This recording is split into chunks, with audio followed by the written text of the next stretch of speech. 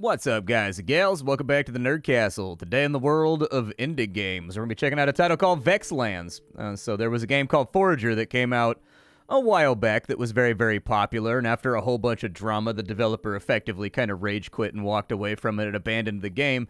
And it's been kind of waiting for someone to pick up the torch and run with that idea of sort of like a game where you're constantly grinding out materials that make the area in which you can grind out materials get larger and larger, and then you get to automation, and there's an aspect of exploration and base defense and combat and all that kind of stuff to it as well. So let's take a look at the demo. And this demo was available during the Steam Next Fest, but by the time this video goes live, that will be very much over, so I can't guarantee that that demo will still be available on the page. Nonetheless, I'll go ahead and I'll include a link to Vexlands so you can check it out there, even if there is no demo. On top of that, down below, you'll find a link to my Discord and my Twitch stream. Let's go ahead and get started. I'd love to see you in those other areas. I want that hairstyle right there. That's my hairstyle right there. That's the one, dude. It's the caveman haircut, bro. I gotta have the caveman haircut. And then we'll just have two beady little eyes. There we go. I gotta change up the colors. I don't know if I want it to be red, but there's not like an auburn that matches up. Like, I've got hair that's like dark brown that turns red when light hits it. My hairstyle is not in here. Oh, well. It looks like we can also choose between various little coats and clothings and stuff like that, too. I have no clue. Is that like a ballroom dress? It's kind of hard to say. That looks like it's some kind of, like, red coat outfit, but green. Like a colonial regular or something. All right, let's go ahead and play the game and check it on out. All right, so the world looks cursed. Why did this happen? How did this happen? Why am I here? So many questions. Yeah, just don't mess with those, dude. Those will keep you up all night. Just don't think about anything important ever and drift off to just soft, slow-breathing, ignorant sleep.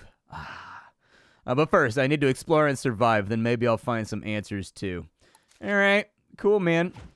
So it looks like we can kind of just, like, walk around, and if we have money, we have the ability to unlock new areas. So there's 2 more coins. Let's go ahead and get these 2 areas right here, and it looks like there's a trade post where we can buy things. Okay, sounds good. We've also got ourselves a whole bunch of wood right here, and it wants me to run this over to here. We can, sell all of our wood right there to get a few more coins, and then we'll kind of just develop this on out. And then we've got a whole bunch of boards and planks. It looks like we've got ourselves a bush over there. We'll go ahead and open up a few more of these and kind of see what we find. And then we've got the blueprint for a workbench. So far, everything seems to be done a little bit tastefully. Not a little bit tastefully, everything looks really, really good. This game is being made by Apogee, in case you didn't know. You know, the company that did Commander Keen, they're back. We can make a wooden axe. So off and away our crafting system goes. And now that we have the axe, I'm guessing that we can just pin it. Gotcha. All right, let's wipe out some bushes. And now we have an XP meter that's allowing us to advance a little bit. A few extra twigs. Can I just, like, sell those over there? Yeah, I'm going to sell those over there to make my world a little bit larger. There we go. We got another blueprint over there. A bunch more planks. What is this? We've got the carpentry bench. Sounds okay to me. What does the carpentry bench take? What we've already got on us. So there we go. We are now capable of carpenting, and we can make wood out of twigs, and it looks like the bushes are regrowing. And so if you played Forager, you're instantly seeing what I'm seeing here. This game is very much heavily inspired by Forager. I think that's kind of like okay, though, given the fact that the developers of Forager just kind of walked away from it after all their drama and after all their issues. Like, it's only natural that someone tries to fill in the gap for, like, a gameplay style that they particularly found entertaining when that game goes AWOL and no longer receives, like, any updates. And, like, if you go to... I checked this right before I went live with this because, like, I've been trying to be... The channel is in a transitional state right now with the way that I label things and with the way that I do things online. This is due to, like, necessary pressure from YouTube. It's either that or, like, don't have a career anymore.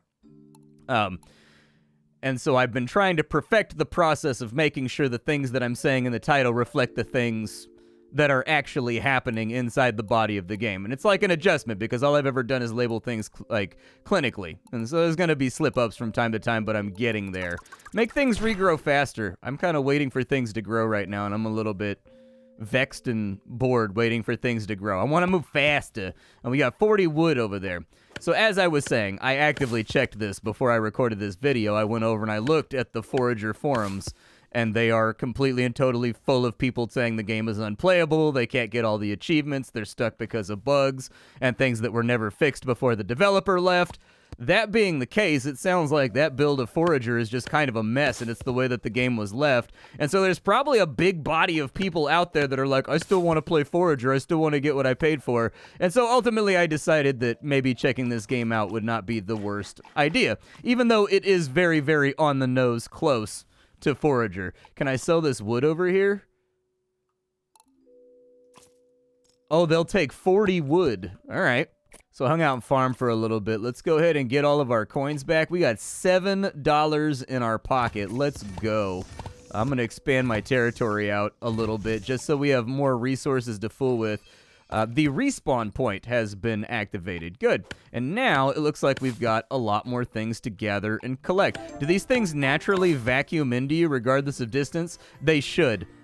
They should. This is like a baseline feature, in my opinion. With any farming game, like all of the resources, they should fall all over the place and then just suck to the character without any kind of radius. Let's open the chest up. Hey, a whole bunch of money, and that's a very satisfying coin sound, too. Very dopamine releasing, so that's a good thing to have assigned. Audio design. It's the great unsung hero of video gaming. Like, audio design never gets the credit that it deserves, but it does a lot of heavy lifting in a lot of titles in a really sort of barely perceptible way, unless you pay attention to it like I do, where, like, good audio design for, like, chopping these bushes right here. If it sounded bad, you wouldn't want to do it ad nauseum for the next 25 hours, but if you get, like, a really solid, stiff, popping sort of, you know, snare-like hit to the tree every time you strike it, I don't know, dude, it gives you that little bit of satisfying tactile feedback that goes into the way the game has its own hand feel. If the hand feel blends with, like, the way that the game feels in your ear, poof, that's the zen point, my man. We got a couple levels to play around with right now. We get equipment and stuff later on, too. That's pretty fun. What's that? So we get less stamina loss from harvesting things. I'll definitely take that. More movement speed, chances to get a coin whenever we craft. Faster crafting speeds. Let's go faster crafting speeds real fast. This menu right here is also very, very, very inspired by Forager. This is one of those weird times where normally I try not to cover games that are just like blatant knockoffs of another game. But like this is one of those weird exceptions where like the game that inspired this one is completely and totally abandoned in a terrible state right now. And so like it's like, well, shrug. I mean, if you still want to play more Forager, here you go, buddy. Let's get a few more locations. They are getting more expensive, though, as our little area that we live in gets larger and larger. I think we're actually getting full-on trees right now. Like, we're not really getting bushes or anything anymore. We've also got a recipe down there, so let's see how that's going to move us along. Planks. We're able to make planks, so we can take our logs and we can convert them into planks now. It's probably good. Find the pixel art to be pretty attractive inside of this game. It's got a little bit of like an aground vibe to it, but with a little bit more fidelity that I think really, really works out. Aground is another great game like this, by the way. If you're looking for something to play that's kind of Forager-like, Aground is also quite good. Music blends in pretty well, too. It's almost got a little bit of kind of like a relaxing Owl City vibe, I guess.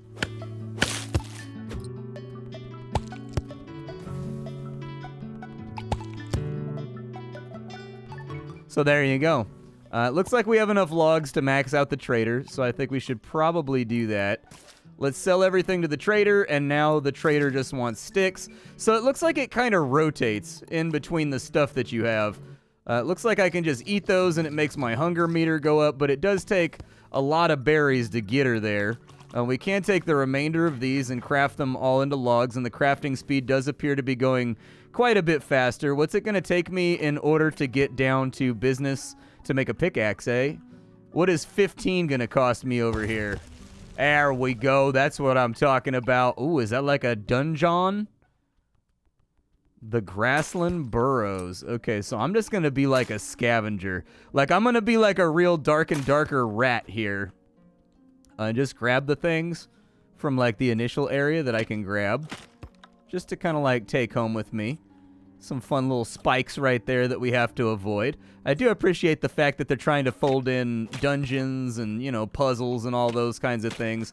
Where I definitely think there's kind of like a magic to little games like Forager, where not knowing what you're going to get each time you open a tile, even if it completely subverts like previous gameplay mechanics that were established, like this is a survival game. So it's not inside your expectation that there's going to be like a puzzle in the game when you get to a certain point. That's good. That's a surprise for the player, whether they're into puzzle gameplay or not. As long as it's just, you know, one or two of the points of interest now of like a puzzle to play around with, that's interesting. It keeps people engaged.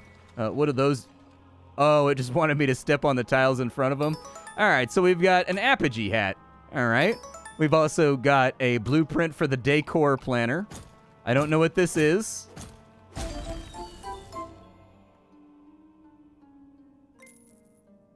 Oh, that's cool. So they give you kind of like a little visual reminder of like what you've done versus what you have not done. Very nice. And then they also give you a loop back to the entrance of the dungeon. Good quality of life right there, too. And now that we've unlocked the dungeon, we have a health meter. What a beautiful little pixel art health meter, dude. They got the lighting and the shine and the gilding on that just perfect. Just looks great. Really, really good heart-based health meter, in my opinion. Really fantastic looking. Let's go ahead and level up once more. It looks like we can place buildings. Let's go ahead and give ourselves a chance to get a free coin whenever we craft something. We also have a hat that we can slap on. So there you go. This game is full of... I like how low the hat sits. That's how low I wear my hat too, dude. Let's spend some money on new territory, shall we? I think we've reached kind of the edge right there. Yeah, we've got like a little river or something that's separating us. We've also got, like, grasses or, like, herbs or something over here. All right. Well, we're going to need to locate... Did I pick up the treasure chest in that last dungeon? Hold on. I just had to check and make sure that I did. I had no, like, solid recollection of whether I picked it up until I looked at the spot and I was like, oh, yeah, a bunch of coins dropped. Happens to me all the time, man. As it turns out, when you got a million billion things you got to do every single week, it all kind of bleeds together. Let's grab a little bit more of this stuff over here. All right, I've got enough berries to, like, finally make the trader happy. The downside is, can I eat the mushrooms? I can. Okay, so like I was going to say, if I sell all of my berries, I'm not going to have any food. We'll sell all those. That's 24 coins that we just picked up right there. We have enough wood to max out the trader again, but we're back to berries once more. Bummer. All right, so let's go ahead and make a whole bunch of planks over there. We got to keep our manufacturing rolling because we get free coins for it. And we've got a bunch of 5 spots up here, so let's just go ahead and unlock these and see what we get. Looks like we've got ourselves the pickaxe recipe. That's actually what I was waiting for. I think there's also kind of like a dopamine release. There's sort of a dopamine response with this game too. If you really think about it, what is buying a tile in this game but flipping over a card and seeing what you get? It's effectively a form of gambling on a much lighter level, a much less serious level, but you never quite know what it is that you're going to get every single time you say, take these little hexes right here and flip them over. It could be something really awesome. It could be something that's just a new resource to farm. It could be something you've already seen before. And I think the gap in between those payoffs is actually kind of where the magic happens in game design, getting that tuned out just right, so that you give them like that inkling, you know, like, I don't know if you've ever played the coin game before, but the coin game is like really good at that, at like sort of, it's a game effectively about gambling and going to like casinos and playing arcade games. And it does a really, really good job of invoking kind of that feeling where when you're down on your luck and you hit a jackpot, it just feels so good. So with the pickaxe, we just need a bunch of planks, and we've already got a bunch of planks. So that was a pretty easy craft to flip around. We've also got another skill point that we can play around with. I'd like to walk faster. Yeah, let's go ahead and speed that up. We also have a tile over there that's flashing red and has like a timer ticking down on it. So I'm guessing something really bad is going to happen in a minute from that angle. And we also need to go in here and we need to pin this. I would recommend that, I mean, so I get why they did it this way. Inside this inventory UI, though, allow me to click and drag and put things into the slot that I want them to be in too, because like the pin and unpin means that if I want to rearrange objects and devices, I got to unpin everything, then pin them in the order that I want them to be down here. Click and drag is faster. It eliminates the amount of clicking you would have to do to rearrange your entire UI. You can have the buttons still be invisible on the main UI when the character's walking around. There's nothing slotted inside of them. But right here, I feel like the taskbar, or I'm sorry, the hotbar should be visible, and you just click and drag things in there. It saves you clicks. That's one of my fundamental core, I don't know, a lot of people disagree with this, but I feel like good UI design is all about minimizing the amount of clicks it takes to do anything. If you've got a game that has its UI completely and totally polished, it should take you the lowest feasible conceptual amount of clicks to accomplish the task that that UI implement seeks out to implement and accomplish the goal. And so anyways, it saves you clicks if you just have click and drag in the toolbar visible inside the UI at all times. And then it can still say invisible over here when it's not in use. We do have our berries, so we can get our paycheck. The good news about berries is we get paid a lot more for them. I need more planks if we're going to make that happen. So let's go ahead and just craft all of those real fast, and once those are done, we'll whip up some planks. And this definitely has that Forager energy. It's got that feel to it. I don't know if it's quite as whimsical as Forager was. I think Forager did a really good job at being outwardly whimsical in like an aggressive way. Not like in a violently aggressive way, but like I call it aggressive whimsy. A lot of games have been going for it ever since like Animal Crossing and Harvest Moon and whatnot got so popular. I call it aggressive whimsy. It's like that in-your-face whimsical kind of comical chibi thing that's going on. So what is this? It's a slime. So of course we've got to murder our first liquid. Let's go ahead and do that. Your viscosity has been vanquished. I'll see you later. Viscosity, of course, being resistance to flow. That will be on the test. You're going to want to write that down. The quiz will be on Thursday. First thing when we arrive at class. A few more planks over here. Can I queue things? Looks like I can't queue things. That's fine. But we need planks to finish that off. Let's break open a rock, too. Maybe we'll get something fun out of it. Some pebbles. Okay. Alright, so while plank crafting, I've got enough stuff here now to bang out that work order. That's another 18 bucks. They want 14 rocks for the next one. So I'll endeavor to knock out as many rocks as I possibly can. But we do have a little bit of money, and there was a big tile up here that costed like 30. I wanted to see what was inside the money tile. I'm calling these the money tiles. Like, they're the tiles that are super chunky, but they always seem to have something good inside of them. A flask, eh? What does a flask do? It's a collectible? Interesting. Yeah, go ahead and pin the... Oh, there's an eating animation. I didn't even see it because every time I ate in the past, I did it through the menu. Oh, there's bones over here, too. What's in the sack? Just a bunch of money and, like, some decorations, maybe? Okay. We've got to find a place to, like, I guess, store our stuff. We don't really have a whole lot of space left for stuff. I guess our inventory is kind of, like, limited in capacity.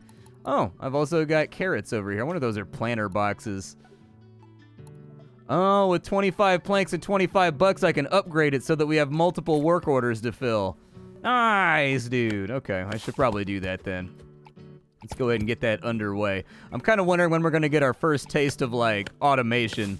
Because there's got to be some kind of gathering laser or something in this game, right? I always remember in Forager, it had like those Tesla coils that you would set up that covered like a circle. And so you made like a grid of Tesla coils. And then you had like little gatherers that would like suck all the loot into receptacles. And every now and again you would come by and grab it all. What's inside this building, by the way? Is it like a weapon shop? The Collector's Hut. Welcome to my oh-so-empty hut of curiosities and wonders. What do you mean there's nothing in here? Bring me unique items and colorful critters found all over the world. I'll give you something in return. All right. Hunt for curiosities. Now! That bottle looks like one I dug up. Now I have two. There you go. So a little bit of free money. And once again, the musical arrangement is quite good. Let's go ahead and murder this guy real fast. I wonder if I'm going to have to set up like tower and defenses and stuff. That might be kind of cool. Oh, no, dude. I didn't want to buy that, but here we are. A storage box. Yeah, right around the time I run out of storage. All right, so how hard is it to make storage boxes here? Small storage boxes, they do take a considerable amount of planks, but I think it'll be useful to have. So we'll just kind of line those up down here. Oh, they only store 4 things. Okay. Fair. And we do have the decor planner over here. Looks like we can make stone tiles. Oh, that'd be nice to make this area look a little bit more lived in. I'm okay with decorative stuff. Decorative things don't bother me. It looks like when you click, it just auto moves these things over, so that's good. And we have plenty of berries for the next trade order. Looks like we don't regenerate when we have full hunger, so we're going to have to figure out health potions and things to get that fixed. There's 10% chance for more loot. Placing buildings gives you XP. You have a chance to double craft items. That feels like a strong pickup. We are doing a lot of crafting around here lately. So I can do a bunch more wood. Let's get that underway. We can actually upgrade to a stone axe as well, which will probably make our chopping go quite a bit faster. We'll get the stone pickaxe next too. I guess we could put down our flower bins too, just because, you know, they look nice. I don't think they have any like real utility or function. I think they're just purely decorative. Fine by me though. No, we still need, I think, more rocks before we're going to be able to finish this off. I keep forgetting to go out and specifically target rocks. My next piece of advice would be to link this to another mechanic. Maybe it is, and we're just not far enough in. But the store for buying and selling right here, they should be like building something or doing something with the stuff that you're giving them, and then eventually it just gets to repeated orders. That's once again another way that this game could like really lean into kind of like that dopamine feel, is that really they've already got that in. So like, for example, bonus coins when you're crafting things, or like a chance to get a double craft. They've already got that in other areas of the game. But I'm a firm believer that with games like this, every single thing that the player should interact with should have kind of like a primary reason for existing. So in this case, it's to make money so that we can buy new tiles by fulfilling work orders. But everything should also have like a secondary mechanic that it connects into. And so like building projects, there will be like certain tiles you uncover that have like a little sign and like a little cordoned off area, and it'll have a bunch of resources right there, but you donate them through here and then it'll build it up over there. Stuff like that. Poof. People like stuff like that. That right there. Now that's some game design right there. Well, I got my health back, so I think we actually do have some level of regeneration. It's just kind of hard to say what. Walk faster on paved roads. Yeah, that'd be pretty cool. 10% chance for enemies to drop a coin. Big storage box. Chance to get extra food when doing food resources. Yeah, let's go ahead and do that then. Let's go ahead and do that. So yeah, this right here is Vexlands. In a lot of ways, it's just kind of a copy of Forager, which previously existed. However, since Forager sort of like ingloriously went out after a whole bunch of drama and the developer kind of just being like, I quit, there's not really anything going on with Forager. No sequel. The game is still in a state where most people can't 100% it and have like game-breaking bugs that are just never getting fixed now because the developer just up and quit and never came back. I think it's okay that someone else is leaning on into it and kind of taking over the project under a different name. And to have it, that should really speak to you about how good Forager was, that a venerable company like Apogee that's been around since before I was born. Like, what year did that company even happen? Because I can remember playing Commander Keen and things when I was really, really little. Like, I was not that old, probably 8 or 9 years old maybe, playing Commander Keen and like the 2D Duke Nukems and like, you know, stuff like that. A lot of people don't know that Duke Nukem was a 2D platformer with a guy with a laser gun before it was a 3D Wolfenstein Doom shooter. Most people don't remember that. I remember that because I had it, and you had to load into it using the DOS prompt. So at 8 or 9 years old, I already knew how to refresh the old demon. We have a shovel. I don't know exactly what we want to do with said shovel, or how the shovel helps us. But there's a whole, oh my god, we just got a big old streak of turn-ins. That's what I'm talking about. Let's go get some new real estate. Let's make our home a little bit larger. Or I could save the money. Oh, we got the masonry bench. Or we could save the money, I guess, and get a secondary work order here that we could smash out. It's also an option. I have nothing ready to go for planks, and I have nothing ready to go for wood. Fair. All right, we're just like a woodless goober right now. Well, I'm going to get wood right here live on camera. I guess there's nothing really stopping me from having 2 carpentry benches, like one that works on planks and one that works on wood, like all day, every day. I suppose that would actually probably be the wise thing to do here in order to get, like, my automation flowing and doing the thing that I want it to do. Doubly so because I also get free coins the more things I have crafting. So technically our financial well-being on a certain randomized level can be linked to how fast we spit out objects. These guys right here, when enemies are up against the edge, it's easy to unlock tiles on accident like we just did while you're swinging at them. I don't know how you solve that, but some kind of safety mode, maybe, like a lock down here where if you click it, it turns red, and then you're unable to buy tiles by clicking on them on accident, maybe. Or maybe just a hotkey you can hit to do that might be nice. So far, I'm happy with it. I went and looked in the forums, and I saw a lot of people complaining about how it's a grindfest game that they got bored with, but I sort of disagree, I guess. This game seeks out to do what Forager did, dude, and I'm feeling the Forager energy right now. Like, I definitely want to play more. I want to put on, like, a podcast, like Behind the Bastards or something, and then just, like, sit around farming resources and then be like, oh my god, where did my Saturday afternoon go? Like, this definitely has that vibe to it. Everything seems to be done pretty well here from what I've seen. The hunger meter doesn't feel too oppressive, which was always one of my big issues with the original builds of Forager, was that the hunger meter was just a massive detriment to your ability to, like, advance if you got unlucky with the berry spawns. They fixed it. It didn't stay forever, but that was a thing that bothered me about the original Forager layout.